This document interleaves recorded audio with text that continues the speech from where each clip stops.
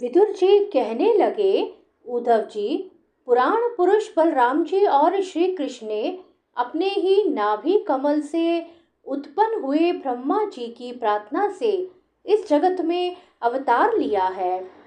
वे पृथ्वी का भार उतारकर सबको आनंद देते हुए अब श्री वसुदेव जी के घर कुशल से रह रहे हैं ना।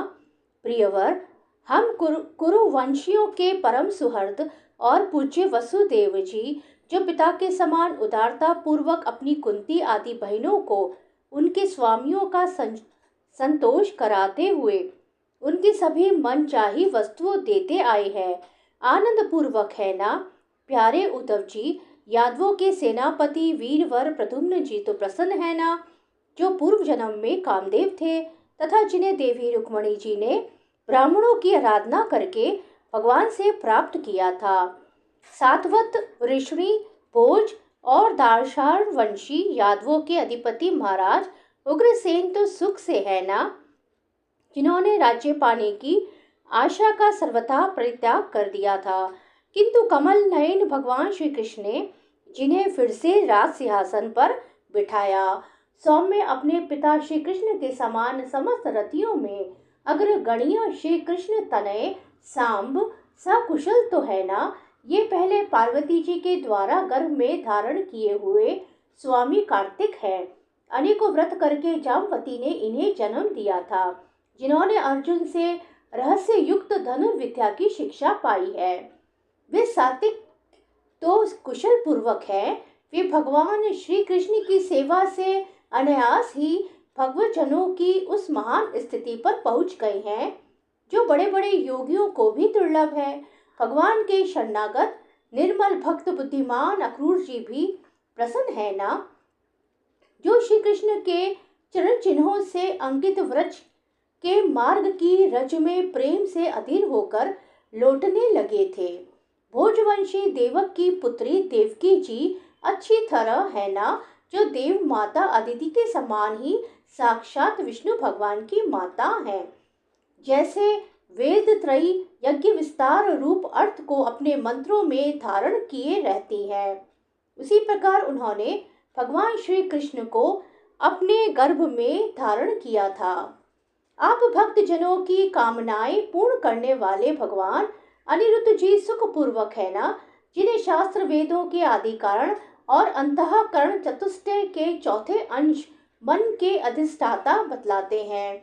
सौम्य स्वभाव उद्धव जी, अपने हृदयेश्वर भगवान श्री कृष्ण का अनन्य भाव से अनुसरण करने वाले, जो रदिक, सत्यभामा, नंदन, चारु, देक्षण और गद आदि अन्य भगवान के पुत्र हैं, वे सब भी कुशल पूर्वक है ना। महाराज युधिष्ठिर अपनी अर्जुन और श्री कृष्ण रूपी दोनों भुजाओं की सहायता से धर्म मर्यादा का न्याय पूर्वक पालन करते हैं ना। मय दानव की बनाई हुई सभा में इनके राज्य वैभव और दबदबे को देखकर दुर्योधन को बड़ा ढा हुआ था। अपराधियों के प्रति अत्यंत असहिष्णु भीमसेन ने सर्प के समान दीर्घकालीन क्रोध को छोड़ दिया है क्या। जब वे गदा युद्ध में तरह तरह के पैतरे बदलते थे, तब उनके पैरों की धमक से धरती डोलने लगती थी।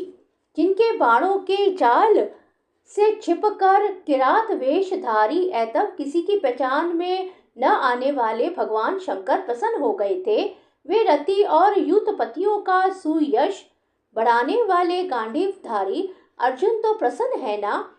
अब तो उनके सभी शत्रु शांत हो चुके होंगे। पलक जिस प्रकार नेत्रों की रक्षा करते हैं, उसी प्रकार कुंती के पुत्र युधिष्ठिर आदि जिनकी सर्वदा संभाल रखते हैं, और कुंती ने ही जिनका लालन पालन किया है। वे माद्री के यमज पुत्र नकुल, सहदेव कुशल से तो है ना। उन्होंने युद्ध में शत्रु से अपना राज्य उसी प्रकार छीन लिया, जैसे दो गरुड़ इंद्र के मुख से अमृत निकाल लाए। अहो बेचारी कुंती तो राजश्री श्रेष्ठ पांडु के वियोग में मृत प्रायसी होकर भी इन बालकों के लिए ही प्राण धारण किए हुए है। रथियों में श्रेष्ठ महाराज पांडु ऐसे अनुपम वीर थे, जिन्होंने केवल एक धनुष लेकर ही अकेले चारों दिशाओं को जीत लिया था। सौम्य स्वभाव उद्धव जी, मुझे तो अधःपतन की ओर जाने वाले उन धृतराष्ट्र के लिए बार बार शोक होता है, जिन्होंने पांडवों के रूप में अपने परलोकवासी भाई पांडु से ही द्रोह किया तथा अपने पुत्रों की हाँ में हाँ मिलाकर अपने हित चिंतक मुझको भी नगर से निकलवा दिया। किंतु भाई, मुझे इसका कुछ भी खेद अथवा आश्चर्य नहीं है। जगती धाता भगवान श्री कृष्ण ही मनुष्य की सी लीलाएं करके लोगों की मनोवृत्तियों को भ्रमित कर देते हैं। मैं तो उन्हीं की कृपा से उनकी महिमा को देखता हुआ दूसरों की दृष्टि से दूर रहकर सानंद विचर रहा हूँ। यद्यपि कौरवों ने उनके बहुत से अपराध किए, फिर भी भगवान ने उनकी इसलिए उपेक्षा कर दी थी कि वे उनके साथ उन दुष्ट राजाओं को भी मारकर अपने शरणागतों का दुख दूर करना चाहते थे, जो धन विद्या और जाति के मद से अंधे होकर कुमार्गगामी हो रहे थे और बार बार अपनी सेनाओं से पृथ्वी को कंपा रहे थे। उद्धव जी, भगवान श्री कृष्ण जन्म और कर्म से रहित हैं, फिर भी दुष्टों का नाश करने के लिए और लोगों को अपनी ओर आकर्षित करने के लिए उनके दिव्य जन्म कर्म हुआ करते हैं। नहीं तो भगवान की तो बात ही क्या।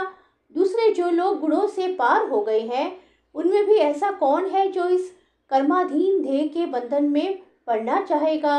अतः मित्र, जिन्होंने अजन्मा होकर भी अपनी शरण में आए हुए समस्त लोकपाल और आज्ञाकारी भक्तों का प्रिय करने के लिए यदुकुल में जन्म लिया है, उन पवित्र कीर्ति श्री हरि की बातें सुनो। श्री कृष्ण शरणम ममः, श्री कृष्ण शरणम ममः।